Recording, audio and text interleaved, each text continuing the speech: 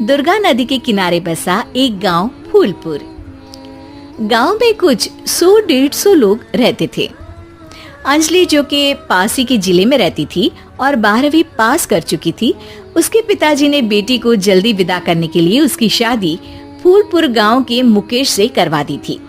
मुकेश कभी स्कूल नहीं गया था और इस कारण वो पढ़ा लिखा नहीं था और बाकी गांव वालों की हालत भी मुकेश जैसी ही थी।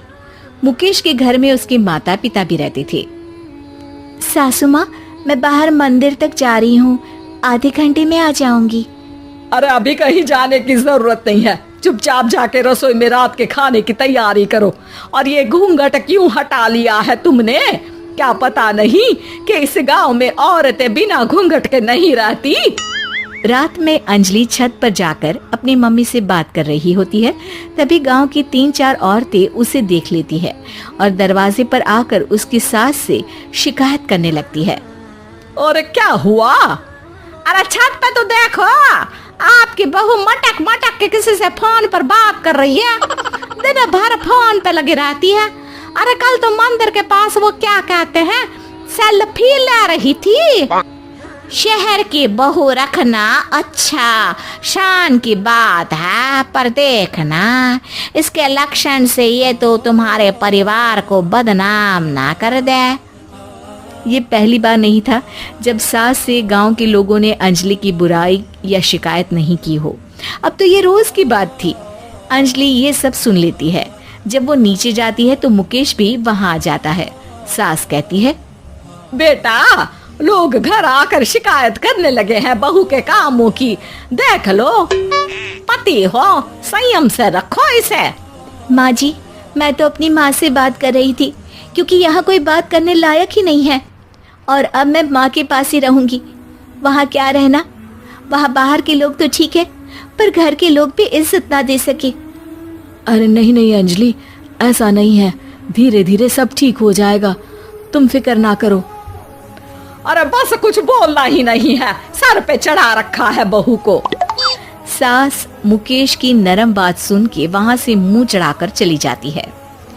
मैं तो कहती हूँ हम दोनों शहर चले जाते हैं। मैं पढ़ी लिखी हूँ, मुझे वहाँ नौकरी भी मिल जाएगी और थोड़े दिनों में आप भी वहाँ कुछ काम ढूंढ लेना। अरे नहीं नहीं अंजलि, हम यहाँ ना गांव का खेत, माँ पिताजी को छोड़कर शहर नहीं जा सकते। माँ पिताजी को कैसा लगेगा और गांव वाले क्या सोचेंगे? ये कहकर मुकेश सोने चला जाता है और अंजलि की गांव वालों द्वारा बुराई का सिलसिला बहुत दिनों तक चलता ही रहता है। लेकिन अंजलि गुस्सा ना दिखाते हुए समझदारी से काम लेती है। बारिश का मौसम चालू हो जाता है। जोरदार बारिश से पूरे गांव में हाहाकार मच जाता है। दुर्गा नदी में बाढ़ आ जाती है और बाढ़ का पानी पूरे गांव की फसल तबाह कर देता है। फसल की ये हालत देखकर गांव वाले निराश हो जाते हैं और बात तो यहाँ तक पहुँच जाती है कि कुछ लोग तो अंजलि को इस सब का दोषी ठहरा देते हैं। अरे पूरी फसल तबाह हो गई, पता नहीं किसकी नजर लग गई है। अरे जब से चौधरी परिवार में ये शहर की बहू आई है ना, तब से ही गांव की शांति चली गई है। इसके कर्म कांड से माँ दुर्गा नदी भी खुश नहीं है। ये सब सुनकर बेचारी अंजलि रोते हुए अपने घर चली जाती है। कुछ दिन बाद सभी गांव वाले अपनी फसल का मुआवजा लेकर अपने अपने घर आते हैं। मुकेश भी 1500 लेकर आता है। अंजलि को जब पासबुक दिखाता है तो अंजलि हैरान हो जाती है। अरे ये पासबुक में तो उन्होंने 4000 की एंट्री करी है और आपको सिर्फ 1500 दिए। सच में? अरे वो सरकारी अफसर आपको बेवकूफ बना रहे हैं। सरकार की तरफ से हमें 4000 मिले हैं लेकिन बाकी का सारा पैसा खुद ही खा रहे हैं। आप लोग के अनपढ़ होने का फायदा उठा रहे हैं।